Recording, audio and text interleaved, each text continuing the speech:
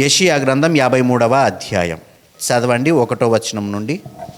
మేము తెలియజేసిన సమాచారము ఎవడు నమ్మెను? అమ్మా. యెహోవా బాహు ఎవనికి బయలుపరచబడెను? అమ్మా.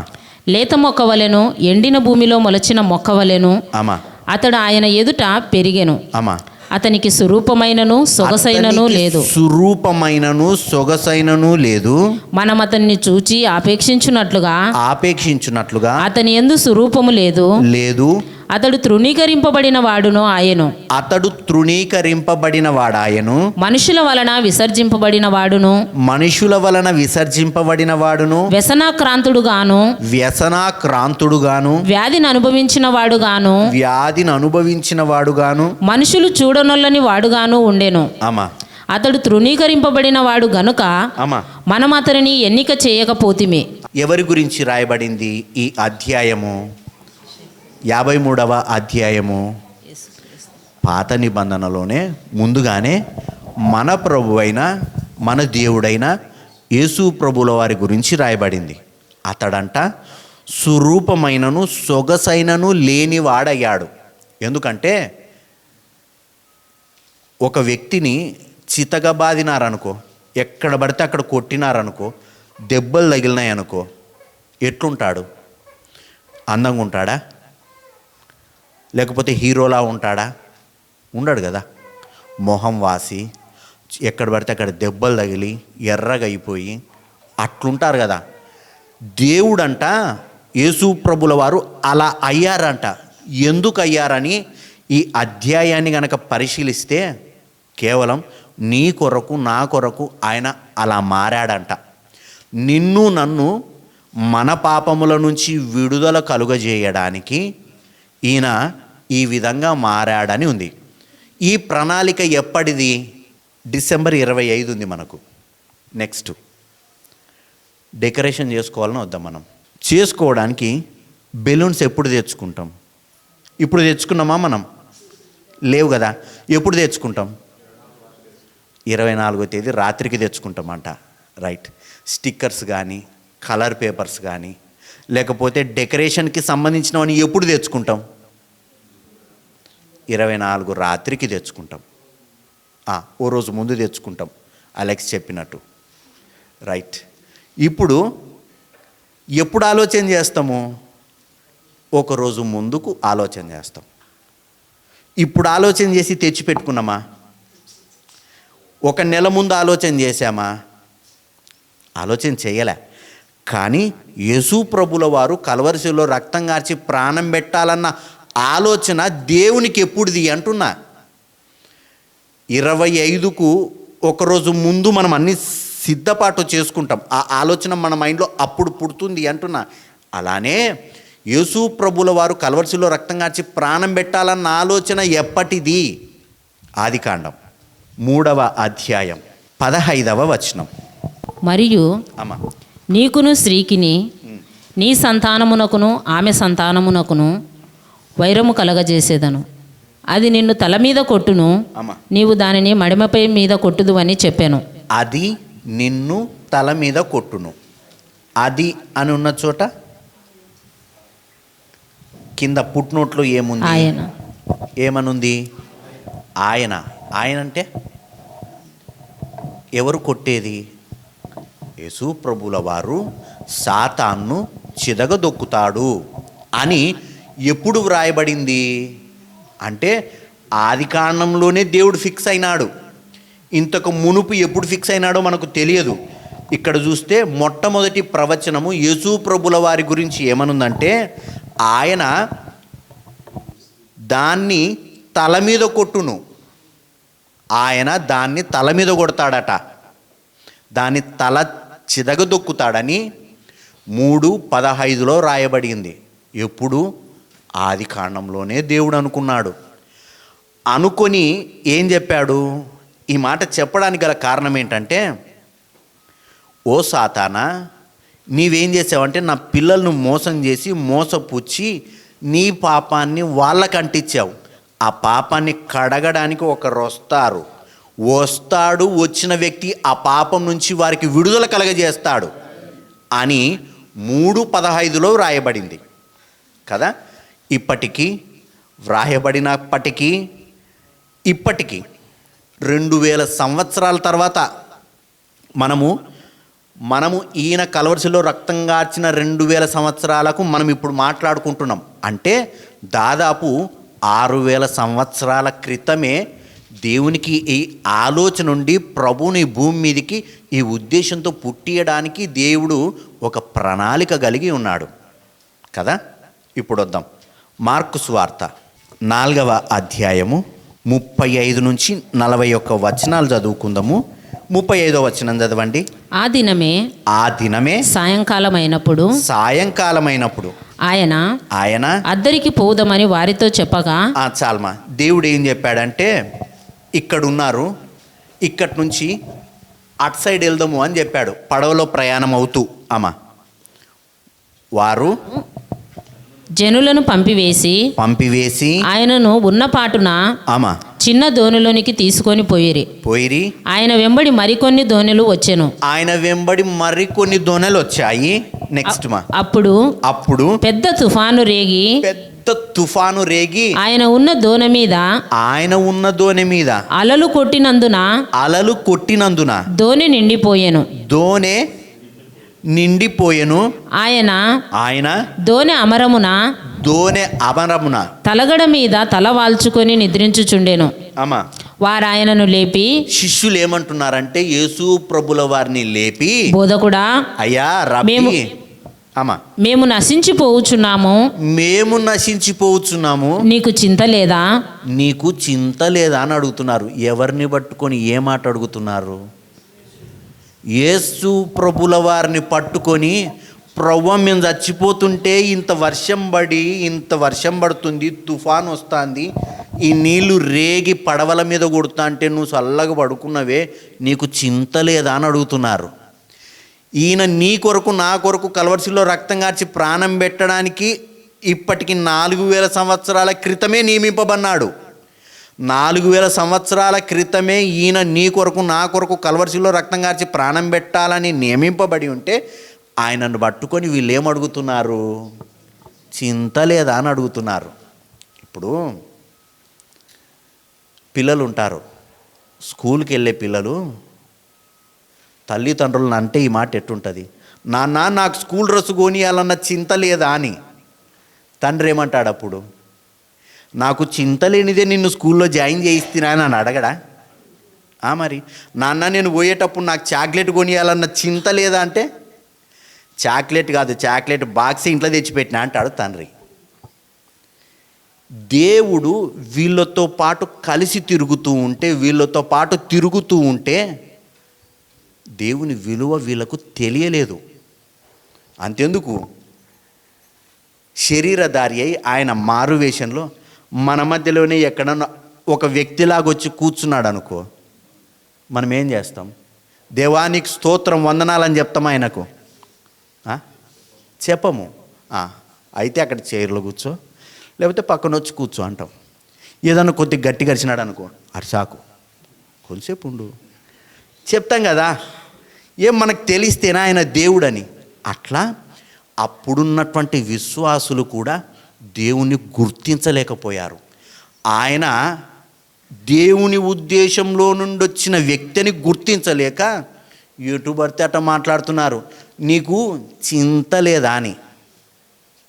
కొన్నిసార్లు మనకు బాధ కలిగిన, ఇబ్బంది కలిగిన దేవుణ్ణి అడిగేటోళ్ళు ఉంటారు. చూస్తలేవా ప్రభువా, ఇంత జరుగుతుంది, ఇది చూడనీకనే నన్ను పుట్టించినవా?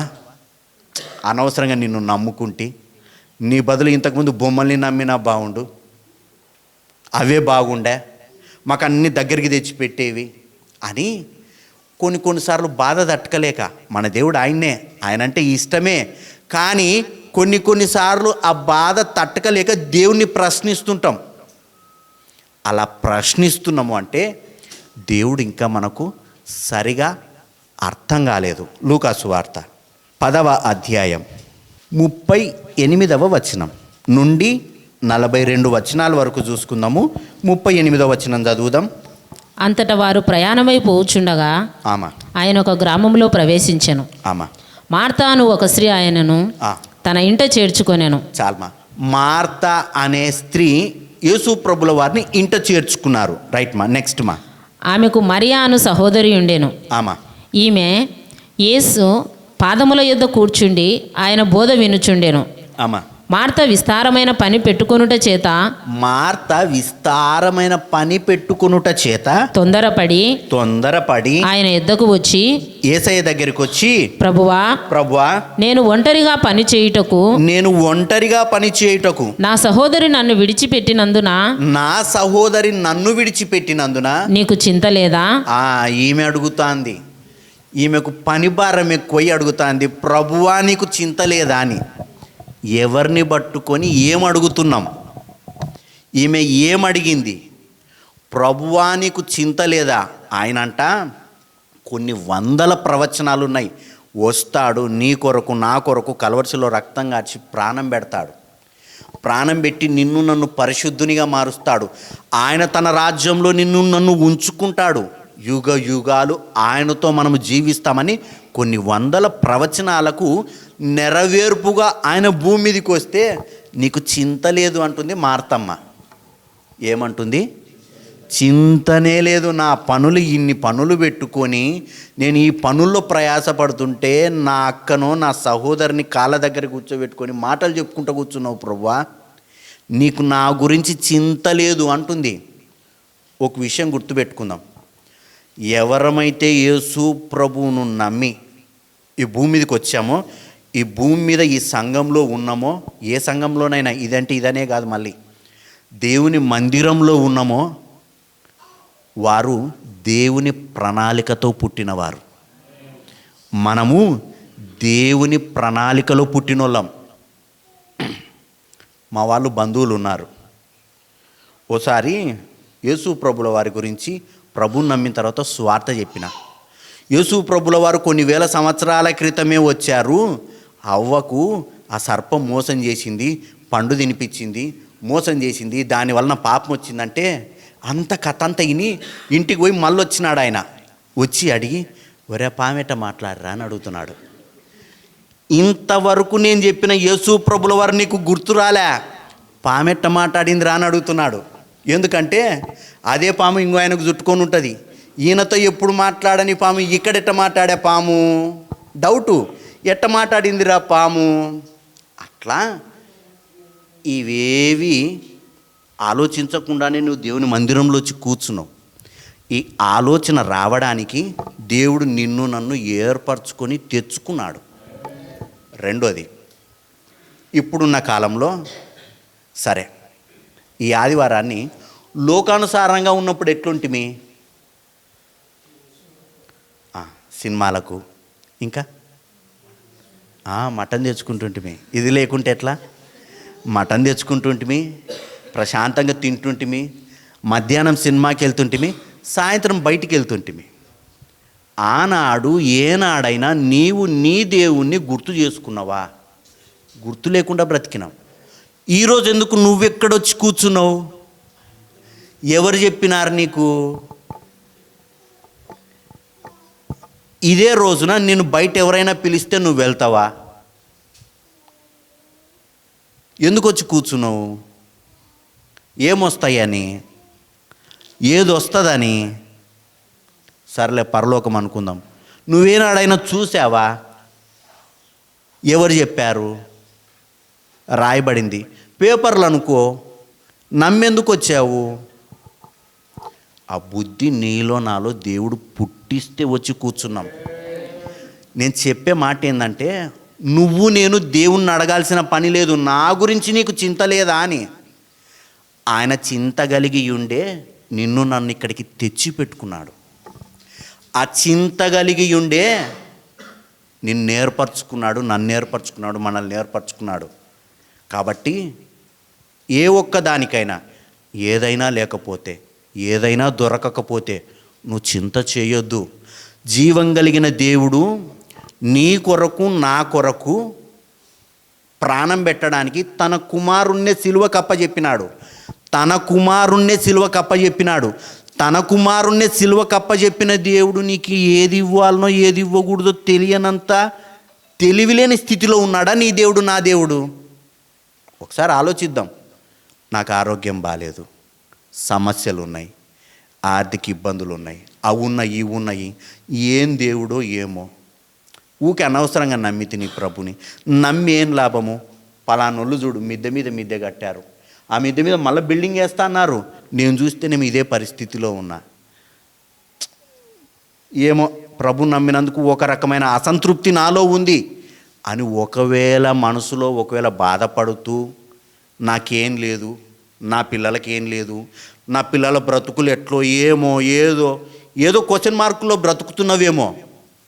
యేసు ప్రభుల వారిని తండ్రి అయిన దేవుడు కొన్ని వేల సంవత్సరాల క్రితమే అనుకొని ఇచ్చిన దేవుడు భూమి మీద చిన్న చిన్న అవసరాలను నీకు తీర్చలేనంత దీనమైన స్థితిలో ఆయన ఉన్నాడా?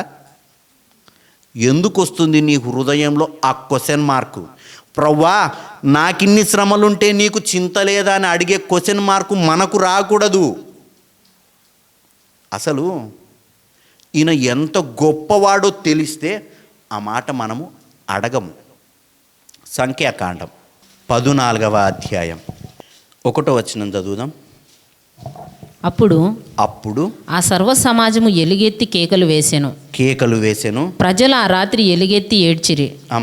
మరియు ఇజ్రాయేలులందరూ మోసే హరోనులపైని సనుగుకొనిరి. చాల్మా ఫస్ట్ వచనంలో చూస్తేనే అప్పుడు అని ఉంది. అప్పుడు అని ఎప్పుడైనా మనం చదివినప్పుడు మనకు రావాల్సిన క్వశ్చన్ ఏంటంటే ఎప్పుడు అని రావాలి. అప్పుడు అంటే వాళ్ళు వేరే పక్కన ఉన్నటువంటి ఇజ్రాయేల్ దేశాన్ని చూడడానికి వెళ్ళారు, కనాను దేశాన్ని చూడడానికి వెళ్ళారు. చూడడానికి వెళ్ళినప్పుడు అక్కడున్న మనుషులు ఆజానుబాహులు, ఆ హైటు వెయిట్ వీళ్ళు చూసి వీళ్ళ దగ్గరికి పోతే నలుచుకొని తింటారా మనల్ని, అలాంటి వాళ్ళ దగ్గరికి దేవుడు పంపిస్తున్నాడు, పంపినారనుకో వాళ్ళు తన్నడానికే మనం చచ్చిపోతాం. ఇలాంటి మనుషుల దగ్గరికి వెళ్ళి మనం ఎలా బ్రతకగలం? కాబట్టి అని చెప్పి వీళ్ళు ఏం చేస్తారంటే ఎలుగెత్తి కేకలు వేసి ఏడ్చారంట. ఏడ్చి మోషే అహరోనులపై సనిగారు. ఏమని సనిగారు? ఆ సర్వ సమాజం ఏమని సనుగుతుందంటే, అయ్యో ఐగుప్తులో మేమేలా చావలేదు, ఈ అరణ్యమందు మేమేలా చావలేదు, మేము కత్తివాత పడునట్లు యెహోవా మమ్మను ఈ దేశములోనికి ఎలా తీసుకొని వచ్చెను, మా భార్యలు మా పిల్లలు కొల్లుపోవుదురు, తిరిగి ఐగుప్తునకు వెళ్ళుటకు మాకు మేలు కాదా అని వారితో అనిరి. చాల్మా వీళ్ళు ఏమన్నారంటే, అనవసరంగా వచ్చినాం, ఈ మోషే అహరోనులను నమ్ముకొని ప్రశాంతంగా ఉండే ఐగుప్తులో అయితే అయిందిరా నాయన, బానిసత్వం బాగుండే, వాడు పొద్దునుంచి సాయంత్రం వరకు కష్టపెట్టినా యాదో కొంచెం బాగుండే, రేపొద్దున ఏం జరుగుతుందో తెలియదు ఇక్కడ అడవిలా. తీరా చూస్తేనేమో అంత ఎత్తైన వ్యక్తులు ఉన్నారు, ప్రాణం పోయే పరిస్థితి వస్తుంది మనకు, ఎట్లయినా ఎనికి పోవడం బెటర్ అబ్బా అన్న ఆలోచనలో ఉంటే 11వ వచనం అంటాడు దేవుడు, యెహోవా ఎన్నాళ్ళ వరకు ఈ ప్రజలు నన్ను అలక్ష్యం చేయుదురు, ఎన్నాళ్ళ వరకు ఈ ప్రజలు నన్ను అలక్ష్యం చేయుదురు. ఎందుకంటే ఈ మాట అనడానికి గల కారణం ఏమంటే, ఐగుప్తు దేశంలో 10 అద్భుతాలు చేశాడు దేవుడు.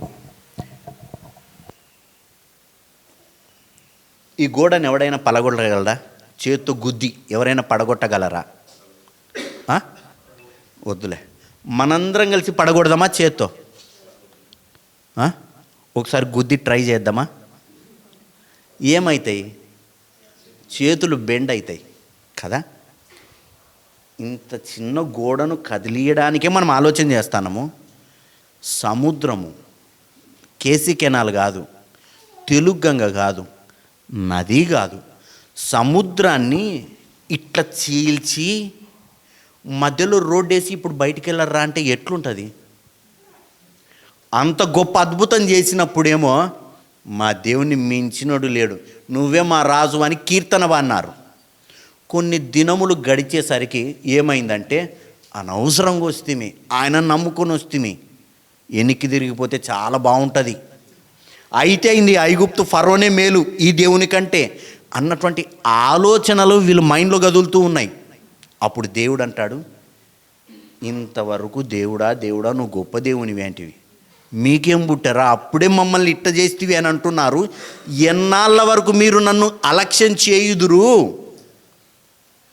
చదవండి. ఎన్నాళ్ళ వరకు నేను వారి మధ్యను చేసిన సూచక క్రియలన్నింటినీ చూచి ఆమా నన్ను నమ్మకయుందురు. నేను వారికి స్వాస్థ్యమియ్యక ఆమా తెగులు చేత వారిని హతము చేసి ఆమా ఈ జనము కంటే మహాబలము గల ఆమా గొప్ప జనమును నీ వలన పుట్టించదనని మోషేతో చెప్పగా చాల్మా. దేవుడు అన్నాడు, వీళ్ళన్నారు, మేము వెళ్ళి వాళ్ళ దగ్గర చావడానికి మమ్మల్ని తీసుకొచ్చావా ప్రభువా అని అంటే, ఈ మాటలు దేవుని చెవులకు వినపడినాయి. దేవుడు హృదయంలో నొచ్చుకొని 26వ వచనం 14:26 సంఖ్యాకాండం. మరియు అమ్మా యెహోవా మోసే అహరోనులకు ఇలాగు సెలవిచ్చెను. ఆమా నాకు విరోధముగా సనుగుచుండు ఈ చెడ్డ సమాజమును నేనెంతవరకు సహింపవలెను? ఈ చెడ్డ సమాజాన్ని నేను ఎన్నాళ్ళు సహించాలి? ఇజ్రాయేలులు నాకు విరోధముగా సనుగుచున్న సనుగులను విని ఉన్నాను. ఆమా నీవు వారితో ఆ యెహోవా వాక్కు ఏదనగా నా జీవము తోడు మీరు నా చెవిలో చెప్పినట్లు నేను నిశ్చయముగా మీ ఎడల చేసేదను. మీ శవములు ఈ అరణ్యములోనే రాలును. మీ లెక్క మొత్తము చొప్పున మీలో లెక్కింపబడిన వారందరూ అనగా 20 ఏండ్లు మొదలుకొని చాల్మా మీ శవములు ఈ అరణ్యంలోనే రాలును. మేము చస్తాము ఆటికి పోతే చస్తామని మీరు అంటున్నారు కదా, మీరు అన్నట్లే అవునుగాక అన్నాడు. అందరు చచ్చినారు. ఏమన్నారు? మేము చస్తాము అన్నారు. సరే మీరు అన్నట్లే అవునుగాక అన్నాడు ఆయన. అందరూ చనిపోయినారు. సరే, ఇప్పుడు ఇక్కడ చంపింది ఎవరు? వీళ్ళను చంపింది ఎవరు? వాళ్ళందరినీ చంపింది యెహోవా దేవుడు. ఏం పేరు ఆయన పేరు? యెహోవా దేవుడు. చంపింది ఎవరు? చంపిన ఆయన పేరు చెప్పండి. యెహోవా దేవుడు. యూదా రాసినటువంటి పత్రిక 1వ అధ్యాయం 5వ వచనం చదువుదాం. ఈ సంగతులన్నీ మీరు ముందటనే ఎరిగి ఉన్నను. అమ్మా నేను మీకు జ్ఞాపకం చేయగోరుచున్నది ఏమనగా, అమ్మా ప్రభువు ఐగుప్తులో నుండి ప్రజలను రక్షించినను వారిలో నమ్మకపోయిన వారిని తర్వాత నాశనం చేసెను. ఎవరంట నాశనం చేసింది?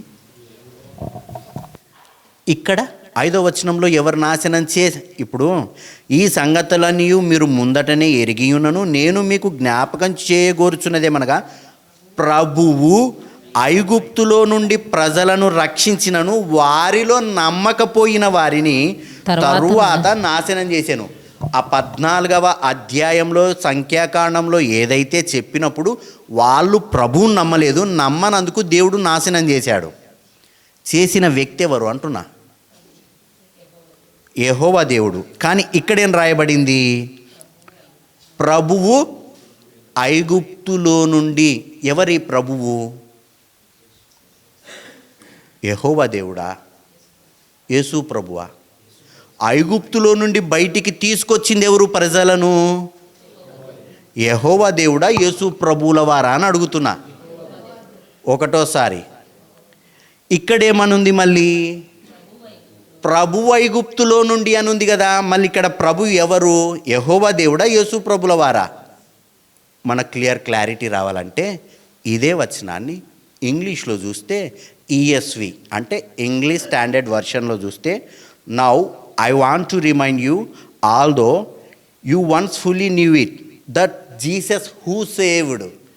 ఇక్కడ రక్షించింది ఎవరు అంటే యేసు ప్రభుల వారు అని యూదా పత్రికలో రాయబడింది.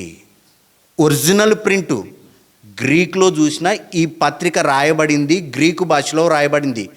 గ్రీకు భాషలో కూడా ఏముందంటే ఒరిజినల్ ప్రింట్లో అక్కడ ద లార్డ్ జీసస్ క్రైస్ట్ అని ఉంటుంది, యేసు ప్రభుల వారు అని ఉంది. అంటే ఇప్పుడు అక్కడి నుంచి బయటికి విడిపించింది ఎవరు? ఇజ్రాయేల్ ప్రజలను బయటికి విడిపించిన వ్యక్తి ఎవరు? యెహోవా దేవుడు అని మనం చదివాము. యూదా ఏమంటున్నాడంటే యేసు ప్రభుల వారు అంటున్నాడు. పొదలో ఆ పొద కాలిపోతుంది. పొదలో నుండి మాట్లాడిన వ్యక్తి ఎవరు? వచనం చదువుదాం. నిర్గమాకాండం 3వ అధ్యాయం 2వ వచనం. ఒక పొద నడిమిని అగ్ని జ్వాలలలో యెహోవా దూత అతనికి ప్రత్యక్షమాయెను. ఎవరు? యెహోవా దూత అతనికి ప్రత్యక్షమాయెను. అతడు చూచినప్పుడు ఆమా అగ్ని వలన ఆ పొద మండుచుండెను, ఆమా కానీ పొద కాలిపోలేదు. ఆమా అప్పుడు మోషే ఆమా ఆ పొద ఎలా కాలిపోలేదో 4వ వచనమ్మా. దానిని చూచుటకు ఆ. అతడు ఆ తట్టు వచ్చుట ఆమా యెహోవా చూచెను. చూచెను. దేవుడు ఆ పొద నడుమ నుండి పొద నడుమన ఉన్నదెవరు? పొద నడుమలో ఉన్నదెవరు? 2వ వచనం. ఒక పొద నడిమిన ఆమా అగ్ని జ్వాలలలో ఆ.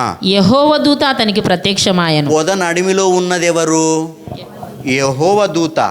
ఇప్పుడు 4వ వచనంలో పొద నడమ నుండి మాట్లాడింది ఎవరు? ఎవరు? దేవుడు అని రాయబడింది. అంటే మోషే యెహోవా దూతను దేవుడు అంటున్నాడు. ఇక్కడ కనబడిన యెహోవా దూత ఎవరు అంటే యేసు ప్రభువుల వారు. పాత నిబంధనలో నిర్గమాకాండంలో వీళ్ళను బయటికి తీసుకొచ్చింది ఎవరు అంటే యేసు ప్రభువుల వారు. తీసుకొచ్చి మాట వినకపోతే చంపింది ఎవరంటే యేసు ప్రభువుల వారు. వీళ్ళకు మధ్యలో దప్పిగైనప్పుడు నీళ్ళనిచ్చింది ఎవరంటే యేసు ప్రభువుల వారు. మొత్తం వీరిని ఇక్కడి వరకు తీసుకొచ్చింది ఎవరంటే యేసు ప్రభువుల వారు. మీకా గ్రంథం 5వ అధ్యాయం 1-2 వచనాలు చదువుదాం. అయితే సమూహములుగా ఆమా కూడుదానా, ఆమా సమూహములుగా కూడుము. ఆమా శత్రువులు మన పట్టణము ముట్టడి వేయుచున్నారు. ఆమా వారు ఇజ్రాయేలులో ఆమా న్యాయాధిపతిని కర్రతో చెంప మీద కొట్టుచున్నారు. ఆమా బెత్లెహేము, ఆ. ఎఫ్రాతా, బెత్లెహేము ఎఫ్రాతా, యూదావారి కుటుంబములలో యూదా వారి కుటుంబములలో నీవు స్వల్పమైన గ్రామమైనను అయినను నా కొరకు నా కొరకు ఇజ్రాయేలులను ఏలబోవు వాడు నీలో నుండి వచ్చును. వచ్చును. పురాతన కాలము మొదలుకొని శాశ్వత కాలము ఆయన ప్రత్యక్షమగుచుండెను. ఈ ప్రవచనం ఎవరిది? ఈ ప్రవచనం ఎవరికి? యేసు ప్రభుల వారిది. ఏమని వ్రాయబడి ఉంది? ఆయన ఎప్పటి నుంచి ప్రత్యక్షమవుతున్నాడు? పురాతన కాలం నుండి ప్రత్యక్షమైన వ్యక్తి ఎవరు? యేసు ప్రభుల వారు. ఆదికాండము 19వ అధ్యాయము 23వ వచనం. లోతు సోయారుకు వచ్చినప్పుడు లోతు సోయరునకు వచ్చినప్పుడు ఆ దేశమున సూర్యుడు ఉదయించెను. అప్పుడు యెహోవా సొదొమ మీదను సొదొమ మీదను గొమొర్రా మీదను యెహోవా యొద్ద నుండి గంధకమును అగ్నిని ఆకాశము నుండి కురిపించి చాల్మా గంధకాలను కురిపించింది ఎవరు? మళ్ళొకసారి నేను చదువుతాను. అప్పుడు యెహోవా సొదొమ మీదను గొమొర్రా మీదను యెహోవా యొద్ద నుండి, ఎవరి యొద్ద నుండి? యెహోవా యొద్ద నుండి ఎవరు కురిపించారు? ఇక్కడ వచ్చినమ్మా, యెహోవా యొద్ద నుండి యెహోవా కురిపించారంట. ఇక్కడ మనకి ఎంతమంది కనపడుతున్నారు? 2 కనపడుతున్నారు. యెహోవాలు 2 కనపడుతున్నారు. వాస్తవానికి ఆ కాలంలో ఆకాశము నుండి గంధకాన్ని కురిపించింది మన యేసు ప్రభుల వారు. చాలామంది ఏమంటారంటే యేసు ప్రభుల వారు మొన్న డిసెంబర్ 25న పుట్టాడు, పుట్టినోడు దేవుడు ఎట్టవుతాడు అంటారు. పుట్టినోడు కాదు దేవుడు, వచ్చినోడు. ఎందుకంటే ఈయన గురించి చూస్తే పాత నిబంధన కాలంలో సృష్టిని సృష్టించిన వాడు యేసు ప్రభుల వారు. దేవుడు భూమి ఆకాశములను సృజించెను అంటే అక్కడ ఒరిజినల్ ప్రింట్లో ఏముంటుందంటే ఏలోహిం అని ఉంటుంది. అంటే సృష్టిని చేసింది యేసు ప్రభుల వారు. హెబ్రీలకు రాసినటువంటి పత్రిక 1వ అధ్యాయము 1వ వచనం. పూర్వకాలమందు నానా సమయములలోను నానా విధములుగాను ప్రవక్తల ద్వారా మన పితరులతో మాట్లాడిన దేవుడు ఈ దినముల అంతమందు కుమారుని ద్వారా మనతో మాట్లాడెను. ఆయన ఆ కుమారుని సమస్తమునకును వారసునిగా నియమించెను. ఆయన ద్వారా ఎవరి ద్వారా? ఆయన అంటే ఎవరిక్కడ? యేసు ప్రభుల వారి ద్వారా ప్రపంచములను నిర్మించెను. దేవునికి స్తోత్రం, మహిమ కలుగును గాక. ప్రపంచాలను నిర్మించిన వాడు దేవుడు. భూమి పుట్టక మునుపే ఉన్నవాడు దేవుడు. ఉదాహరణకు ఈ బాటిల్ను ఎప్పుడు కొన్నారు? ఓ సంవత్సరం క్రితం కొన్నాం. ఈ బాటిల్ని ఎప్పుడు తయారు చేశారు? ఒక సంవత్సరం క్రితం తయారు చేశారు. 2 ఏళ్ళు అయింది దీని పుట్టుక. దీన్ని అడుగుదాం ఇప్పుడు, ఓ బాటిలు, నిన్ను సృష్టించిన వాడు ఎప్పుడు పుట్టాడు అని అడుగుదాం. ఈ బాటిల్ను నేను తయారు చేశా. ఎప్పుడు? 2 ఏళ్ళు అయ్యింది. ఈ 2 ఏళ్లలో నేను మీకు అమ్మాను, మీరు తీసుకున్నారు. మీరు తీసుకొని ఈ బాటిల్ని అడగండి, ఓ బాటిలు, మిమ్మల్ని ఎప్పుడు సృష్టించాడు అని అడిగితే ఈ బాటిల్కి ఏం తెలుస్తుంది? తెలియదు.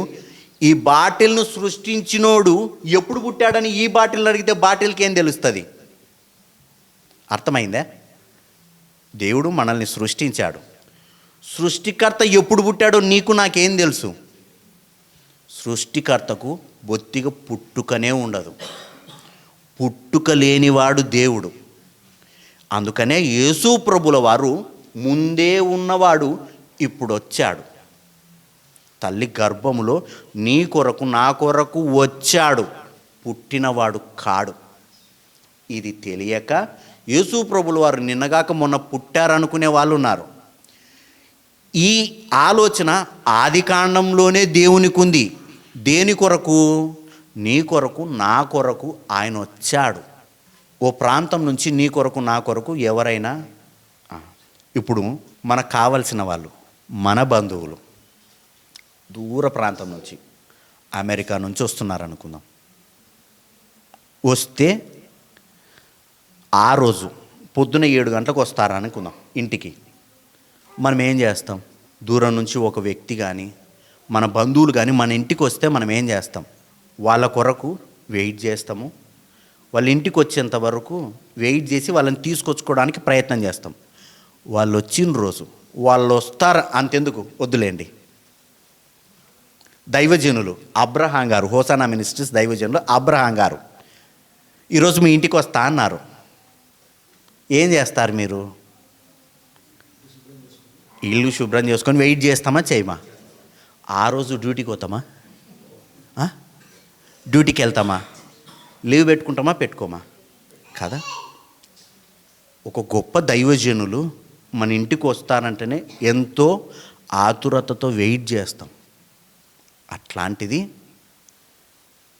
నీ కొరకు నా కొరకు కలవరిశిలో రక్తం గార్చి ప్రాణం పెట్టడానికి వచ్చిన దేవుడు, ఆయన నీతో నాతో నివసిస్తానంటే మనం ఏం చేస్తున్నామంటే ఆయనను పట్టించుకోకుండా తిరుగుతున్నాం. ఉదయకాలాన్ని లేచి వెంటనే పడక దిగితేనే మోకరించి, ప్రవ్వా రాత్రంతా నన్ను కాపాడేవని దేవునికి థ్యాంక్స్ చెప్పేవాళ్ళు ఎంతమంది? ప్రవ్వా రాత్రంతా మంచి నిద్రనిచ్చినావు. బయటికి వెళ్ళేటప్పుడు కానీ, ఏదైనా మనకు దొరికినప్పుడు కానీ, ఏదైనా మనకు కనబడినప్పుడు, ప్రవ్వా ఇది నీవిచ్చిందే అని దేవుణ్ణి గుర్తు చేసుకునేటోళ్ళు ఎంతమంది? చాక్లెట్ ఇచ్చినామనుకో వెంటనే చించి నోట్లు వేసుకుంటాం. ప్రవ్వా నీకు స్తోత్రం నాయన, ఇచ్చిన చాక్లెట్ని బట్టి. క్యాజువల్గా చెప్తా అన్న. ఎంతమంది ఆలోచిస్తున్నాం ఈ భూమి మీద మనకు కలిగిన వాటిని బట్టి? పొద్దున్నే లేస్తాం, టిఫిన్ చేస్తాం, మన పనులు చూసుకుంటాం, భోజనం చేస్తాం. ఏదైనా ఆ టైంలో సమస్య వస్తే మోకరిస్తాం, ప్రార్థిస్తాం. ఏమని? నాకు అది ఇవ్వు, అంతే. అంతకు మించి కొన్ని వేల సంవత్సరాల క్రితమే నువ్వు నా కొరకు వచ్చినో నువ్వు కదా అని ఎప్పుడైనా ఆలోచించామా ఇంతవరకు? ఎన్ని క్రిస్మస్లు చేసుకున్నాం, కొత్త బట్టలు తెచ్చుకున్నాం, డెకరేషన్ చేసుకున్నాం, అన్నీ పగలగొట్టుకున్నాం, అన్నీ చేసుకున్నాం. ఒక్కనాడైనా ఎన్నో వేల సంవత్సరాల క్రితం నుంచి నీవు నా కొరకు ఈ భూమి మీద రావడానికి వచ్చి కలవరిశిలో రక్తం కార్చి ప్రాణం పెట్టి, నువ్వు ప్రాణం పెడితే పెట్టావు. ఈ నందికొట్కూరు గ్రామంలో, ఈ పట్టణంలో జనాభా ఎంత ఉండొచ్చు? 1,00,000 మంది ఉంటారా? 1,00,000 మంది ఉంటారు అనుకుందాం, సర్లే ఎక్కువే ఉండని 1,00,000 అనుకుందాం. ఈ 1,00,000 మందిలో నిన్ను నన్నే ఎందుకు గుర్తించాలి దేవుడు? ప్రశాంతంగా ఇప్పుడు సినిమా టాకీస్లో కూర్చోవచ్చు కదా, లేకపోతే మంచిగా మటన్ వండుకొని టీవీ పెట్టుకొని టీవీలో సినిమాలు చూస్తూ నువ్వు నేను బ్రతకొచ్చు కదా. ఆయన ప్రణాళికతో నిన్ను నన్ను తెచ్చుకున్నాడు కదా. ఆ ప్రణాళికను గుర్తించకుండా ఒకవేళ నువ్వు నేను బ్రతుకుతున్నామేమో ఆలోచన చేద్దాము అంటున్నా. ఈయన ఇప్పటి నుంచి వచ్చినోడు కాదు, కొన్ని వేల సంవత్సరాల క్రితమే నియమింపబడిన వ్యక్తి నీ కొరకు నా కొరకు ఈ భూమి మీదకి వచ్చి ఆయన ఒక మాట అడిగినాడు. నిర్గమాకాండం 25వ అధ్యాయం 8వ వచనంలో చూస్తే ఓ మాట అంటాడు. ఆ మాటకు ఊకే మన జీవితాంతం ఆయన కొరకు బ్రతకొచ్చు. నిర్గమాకాండం 25వ అధ్యాయం 8వ వచనం, నేను వారిలో నివసించున్నట్లు వారు నాకు పరిశుద్ధ స్థలాన్ని నిర్మించాలి. చాలమా, దేవుడు అంటున్న మాట, నేను పరలోకంలో నివసించే వ్యక్తిని. నా క్యాడర్ మీకు అర్థమైతలేదు కానీ నహూము గ్రంథం 1వ అధ్యాయము యెహోవా అమ్మా రోషము గలవాడై 3వ వచనమ్మా. యెహోవా దీర్ఘశాంతుడు మహాబలము గలవాడు, అమ్మా ఆయన దోషులను నిర్దోషులుగా ఎంచడు. అమ్మా యెహోవా తుఫానులోను సుడిగాలులోను వచ్చువాడు. అమ్మా మేఘములు ఆయనకు పాదధూళిగానున్నవి ఉన్నవి. ఆయన సముద్రమును గద్దించి ఆరిపోజేయును. ఆయన గద్దిస్తే ఆన్ ద స్పాట్ సముద్రం ఆరిపోతుందంట. నెక్స్ట్ మా నదులన్నింటినీ ఆయన ఎండిపోచేయును. ఆయన చెబితే నదులు తనకు తాను ఎండిపోతాయంట. బాషానును కర్మేలును వాడిపోవును, లేబానోను పుష్పము వాడిపోవును. ఆయన చెబితే అప్పటికప్పుడు ఏదైనా మాటినాల్సిందే. ఆయనకు భయపడి చాలమా, అంత గొప్పోడు నీ దగ్గర వచ్చి బ్రతుకుతా అంటున్నాడు. ఆయనకి ఏం పని లేదా? ₹1,00,00,000 మన దగ్గర ఉన్నాయనుకో, మీరేం చేస్తారు? ఫస్ట్ అప్పులు కట్టుకుందాంలే, నెక్స్ట్ మంచి ఇల్లు కట్టుకుంటాం, వస్తువులు తెచ్చుకుంటాం. ఇల్లు మంచిది కట్టుకొని ఎవరైనా పాతకాలం డబ్బా టీవీ పెట్టుకుంటారా? ఏం చేస్తారు? మంచి ఎల్ఈడి టీవీ. పైసలు ఉన్నాయి కదా మన దగ్గర, వచ్చే నష్టమేముంది కదా. నీ దగ్గర పైసలు ఉంటే ఇల్లు కట్టుకొని మంచిగా ఓ టీవీ పెట్టుకొని ఇంట్లో వైఫై పెట్టుకొని రోజు వీక్లీ ఒకసారి మటన్ తెచ్చుకొని ఇలా ఆలోచిస్తాం. దేవుడు అట్లా ఆలోచించినోడు కాదు. ఘోరమైన పాపుల యొద్ద నివాసం చేయడానికి వచ్చాడు ఆయన. ఎవరైనా ఆయన చెబితే అంట సముద్రాలు ఎండిపోతాయంట, నదులు ఎండిపోతాయంట. సముద్రం అంటే మాటలా, కన్ను చూపు మేర చూస్తే నిలబడింటదే, అలాంటిది నువ్వు ఎండిపోంటే ఆన్ ద స్పాట్ ఎండిపోయేది. అంత శక్తివంతునికి సముద్రం మాటింటుంది. అంత శక్తిమంతుడు వచ్చి నీ దగ్గర నా దగ్గర బ్రతకాలన్న కోరిక కలిగి ఉన్నాడు. ఆ కోరిక కలిగిన వ్యక్తి నీకు నాకు ఒక మాట చెప్పాడు. పేతురు రాసినటువంటి పత్రిక. ఈ క్రిస్మస్ ఎందుకంటే దీని కొరకే. పేతురు రాసినటువంటి పత్రిక 1వ అధ్యాయము, మొదటి పత్రిక 1వ అధ్యాయము 14వ వచనం. నేను పరిశుద్ధుడనై ఉన్నాను గనుక, నేను పరిశుద్ధుడను గనుక మీరును పరిశుద్ధులై ఉండుడని. చాలమా, దేవుడు నిన్ను నన్ను అడుగుతున్న మాట. నేను మీ దగ్గర నివాసం చేయాలనుకుంటున్నా, మీతో పాటు జీవించాలనుకుంటున్నా. నా బ్యాక్గ్రౌండ్ మీకు తెలియదు. నేను కొన్ని వేల సంవత్సరాల క్రితమే నియమింపబడిన వాడను. నేను మాట చెబితే సముద్రం మారిపోతుంది, మాట చెబితే నదులు ఇంకిపోతాయి. అలాంటి గొప్ప వ్యక్తిని నాకంటూ ఒక ఆలోచన కలిగింది. ఆ ఆలోచన ఏంటంటే మీతో నివాసం చేయాలనుకుంటున్నా. మీతో నివాసం చేయడానికి నేను చిన్న ఒక మాట అడుగుతా, మీరు నా కొరకు చేసి పెడతారని దేవుడు అడుగుతున్నాడు. ఆ మాట ఏంటంటే, నేను ఎలా పరిశుద్ధునో మీరును అలా పరిశుద్ధులై ఉండండి. దేవుడు నీతో నాతో అడుగుతున్న మాట. మీ పాపాన్ని మానుకోండి. ఏవేవో చిన్న చిన్న తప్పులకు బానిసై బతుకుతున్నారే, అవి మానుకోండి. నన్ను అడగండి, మీకు శక్తిని ఇస్తా. మానుకోవడానికి నేను మీకు శక్తిని ఇస్తా. మానుకోవడానికి ప్రయత్నం చేయండి. మీరు పరిశుద్ధులై ఉండండి అని చెప్పి దేవుడు అడుగుతున్న మాట. దేవుడు అతడు ఇంకెంత గొప్పోడో ఒకసారి ఆలోచన చేద్దాం. చివరిగా దానియేలు గ్రంథం 2వ అధ్యాయం 31వ వచనం. రాజా తాము చూచుచుండగా బ్రహ్మాండమగు ఒక ప్రతిమ కనబడెను గదా. ఈ గొప్ప ప్రతిమ మహాప్రకాశమానమును భయంకరమునైన రూపమును గలదై తమరి ఎదుట నిలిచెను. ఆ ప్రతిమ యొక్క శిరస్సు మేలిమి బంగారమయమైనదియును, దాని రొమ్మును భుజములను వెండివియును, దాని ఉదరమును తొడలును ఇత్తడివియును, దాని మోకాళ్ళు ఇనుపవియును, దాని పాదములలో ఒక భాగము ఇనుపదియును, ఒక భాగము మట్టిదియునై ఉండెను.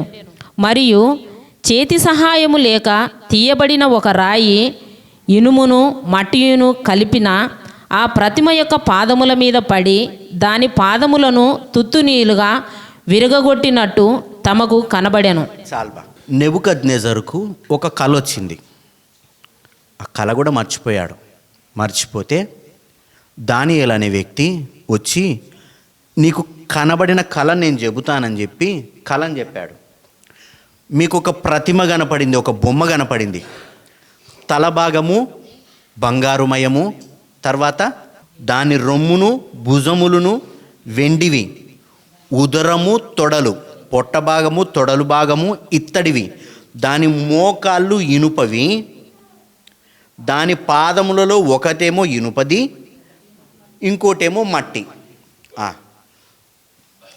ఇక్కడ చూడండి, ఆయనకు ఒక ప్రతిమ కనపడింది.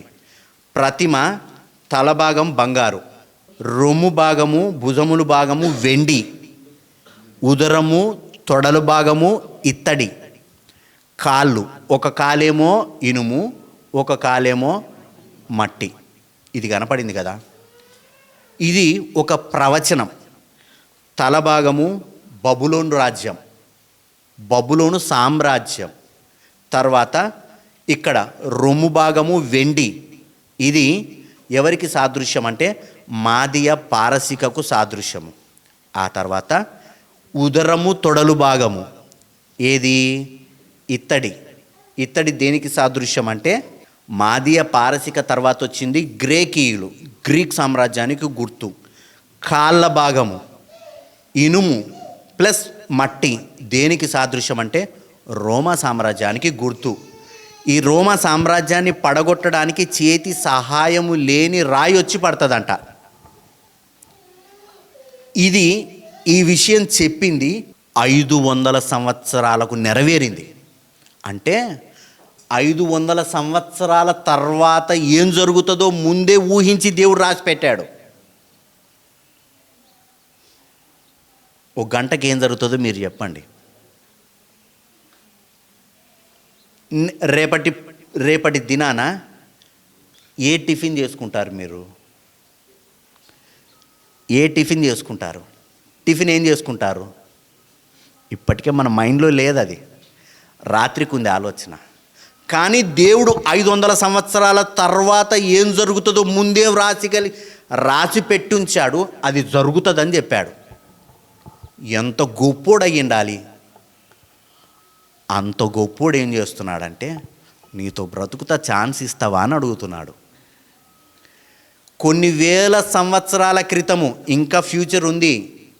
ఆ 1000 సంవత్సరాల క్రితం ఏం జరుగుతుందో ముందే ఊహించి రాసిపెట్టిన దేవుడికి ఒక కోరిక ఉంది. ఆ కోరిక ఏంటంటే నేను నీతో వచ్చి బ్రతకాలనుకుంటున్నా.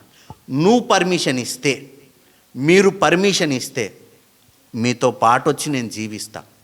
ఒక చిన్న కండిషన్ ఉంది.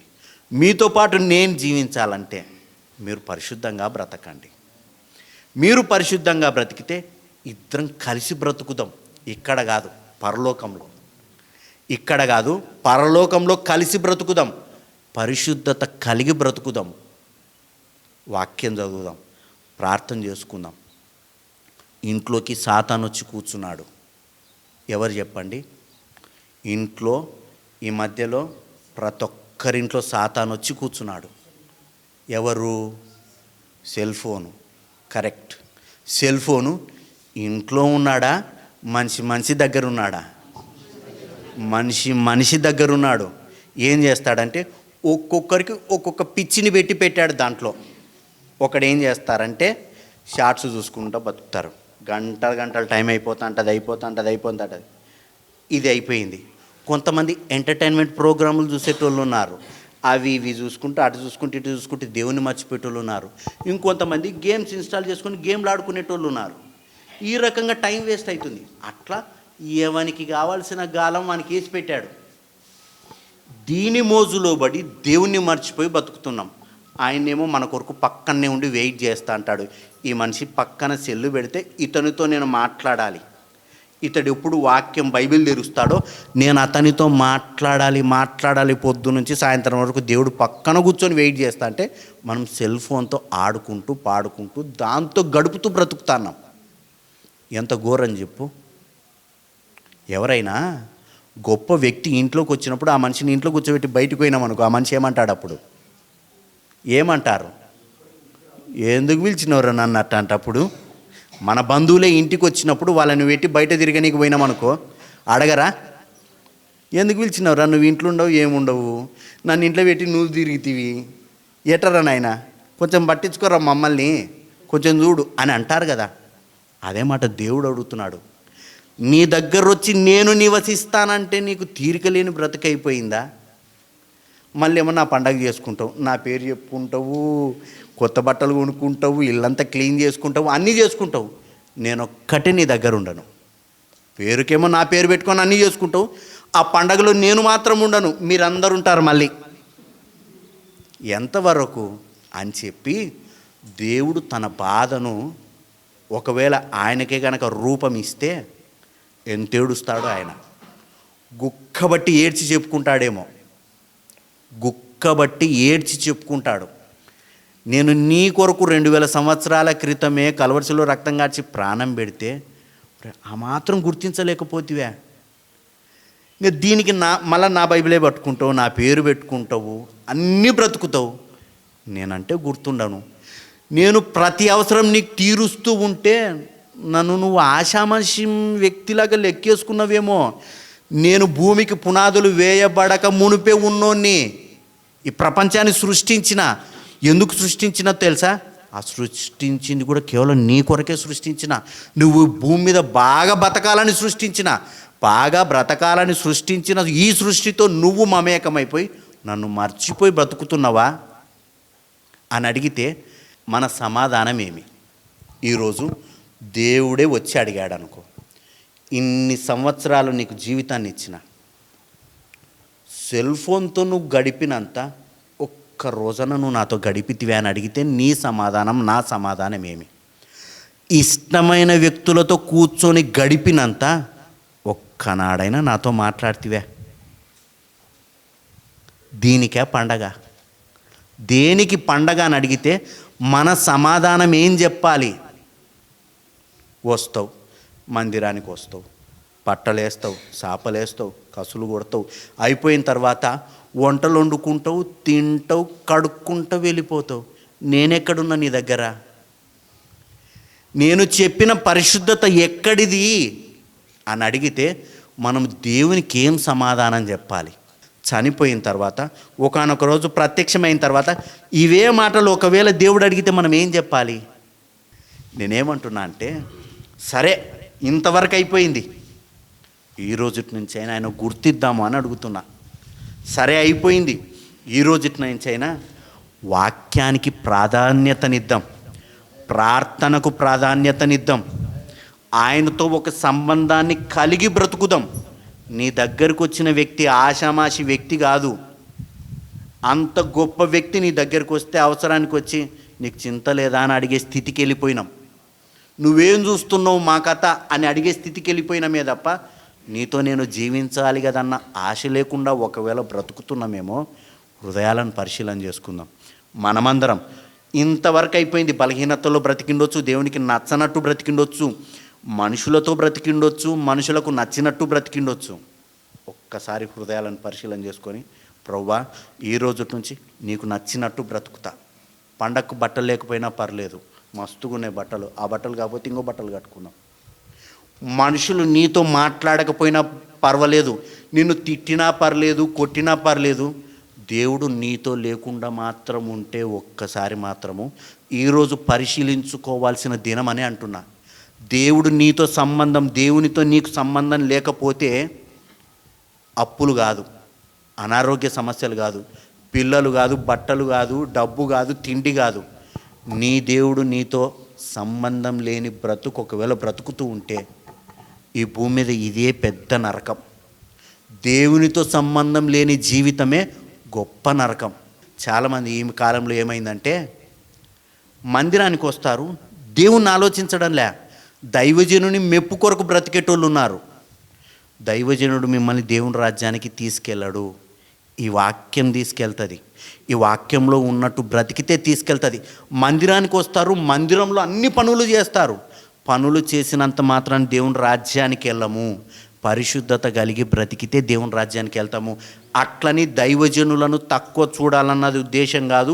మందిరాన్ని మంచిగా పెట్టుకోకూడదన్నది నా ఉద్దేశం కాదు. మొదటి ప్రాధాన్యత దేవుని వాక్యానికి ఇద్దాము. ఆత్మీయ జీవితంలో ఆత్మీయ జీవితాన్ని కట్టుకోవడానికి ప్రార్థనకు విలువిద్దాం. రైట్? మోకరించి ప్రార్థన చేసుకుందాం, హృదయాలను పరిశీలన చేసుకుందాం. మన దగ్గరికి వచ్చిన వ్యక్తిని మనం ఏమనుకుంటున్నామో, ఒక గొప్ప వ్యక్తి మన దగ్గర ఉంటే విడిచిపెట్టి ఉండగలమా? మనకిష్టమైన వ్యక్తి మన దగ్గర ఉంటే అతన్ని కాదని బ్రతకగలమా? ఇష్టమైన వ్యక్తి ఎప్పుడెప్పుడు ఇంటికి వస్తాడా అని చూస్తాం. అతని కొరకు ముందుగానే భోజన పదార్థాలని సిద్ధం చేసి పెట్టుకుంటాం. మంచి మంచివి ఇవ్వాలని ఆలోచన చేస్తామే. అంత కొద్దీ తక్కువైపోయాడా మన దేవుడు? పాపాన్ని మానుకుందాం. అది ప్రధాన ఉద్దేశం. ఆయన రావడానికి, ఈ భూమి మీదకి రావడానికి ప్రధాన ఉద్దేశం ఏంటంటే పాపం లేకుండా బ్రతకడం. పాపం లేకుండా బ్రతకాలన్నది అతని ఉద్దేశం. అందుకే భూమి మీదకి వచ్చాడు. ఒకవేళ పాపంతో ఇంకా మనం బ్రతుకుతూ ఉంటే ఆయన వచ్చిన ఉద్దేశాన్ని కూడా కాదని బ్రతికినట్టేగా. ఎన్నోసార్లు దేవుడు మనతో మాట్లాడాడు. నీకేం తక్కువ చేశాడు దేవుడు? హాస్పిటల్కి వెళ్తే ఆక్సిజన్కి పెట్టారు. మా నాన్నగారికి ఆరోగ్యం బాగాలేనప్పుడు ఆక్సిజన్ పెడితే సగం ఖర్చు ఆక్సిజన్కి అయ్యింది. లక్షల్లో ఖర్చు అయ్యింది. హాస్పిటల్ ఖర్చు లక్షల్లో కేవలం ముక్కుకు పెట్టినటువంటి ఆక్సిజన్కు ఖర్చు అయ్యింది. కొన్ని సంవత్సరాల నుంచి బ్రతుకుతున్నాం. 20 ఏళ్ళు, 30 ఏళ్ళు, 35, 40, 45 ఏళ్ళు. నువ్వు నేను ఎంత బిల్లు కట్టాలి దేవునికి ప్రతిరోజు మనకు ఆక్సిజన్ ఇస్తున్నందుకు? ఒక గంటకు కొన్ని లక్షలు, రోజుకు కొన్ని లక్షలు ఆరోగ్య నిమిత్తం ఖర్చు పెట్టే మనము నీకు నాకు ప్రతిదినం ఆక్సిజన్ ఇస్తున్నందుకు ఎంత ఖర్చు పెట్టాలి? అవేవి వద్దు, నేను నీతో పాటు వచ్చి బ్రతుకుతా, పరిశుద్ధతను కాపాడుకో అని దేవుడు అడుగుతుంటే దేవుణ్ణి మర్చిపోయి బ్రతికితే ఎట్లా? మనము వచ్చినోడేదో వచ్చినాడు, నీకు ఆయనే నీకు నిన్ను ఎందుకు ప్రత్యక్షం చేసుకోవాలి? కొన్ని లక్షల మంది ఉన్నారు, లక్షల మంది దేవుని మందిరంలో లేరే, వాళ్ళు దేవుని గుర్తించలేకపోతున్నారే. ఎన్నిసార్లు దేవుడు నిన్ను లేపి బైబిల్ చదవని చెప్పలే, ప్రార్థన చేయమని చెప్పలే, అదిగో సమస్య వస్తుంది అప్రమత్తం అవ్వమని చెప్పలేదా మనకి? ఆయనను పట్టించుకోకుండా తిరిగితే, సమస్య ఉన్నంత వరకు ఆయనతో ఉండి సమస్య తీరిన తర్వాత మన ఇష్టానుసారంగా బ్రతికితే బాధపడ్డా ఆయనకు మనసు ఉంటుంది కదా. ప్రేమైన దేవుని వారలారా, ఆయనను గుర్తిద్దాం, ఆయన కొరకు బ్రతుకుదాం, హృదయపూర్వకంగా దేవుని గుర్తు చేసుకుందాం. ఒకవేళ నిన్ను నన్ను కాదనుకొని నీ ముక్కు నా ముక్కు మూసిపెట్టింటే ఇప్పటికల్లా మట్టి పెడ్డల్లో ఉండేది కదా మన బ్రతుకు. ఏడుస్తారు, ఒక వారం ఏడుస్తారు, ఒక నెల ఏడుస్తారు, తర్వాత నీవు నేను ఎవరికి గుర్తుంటాం? పెద్ద పెద్ద గొప్ప గొప్ప వ్యక్తులు ఇప్పటికీ సమాధుల్లో ఉన్నారు, ఎవరు గుర్తు చేసుకుంటున్నారు? అంత గొప్ప దేవుని విడిచిపెట్టి ఇష్టానుసారంగా బ్రతుకుదుమా? చాటింగ్లో బ్రతికినంత, ఇన్స్టాగ్రాముల్లో, ఫేస్బుక్లో, వాట్సాప్లో బ్రతికినంత ఒక గంట దేవునికి సమయం ఇయ్యలేమా? హృదయాలను పరిశీలన చేసుకుందాం. మనమందరం దేవుని బిడ్డలం. మనల్ని అందరినీ ఆయన ఏర్పరచుకున్నాడు కాబట్టి మనం ఇక్కడ ఉన్నాం.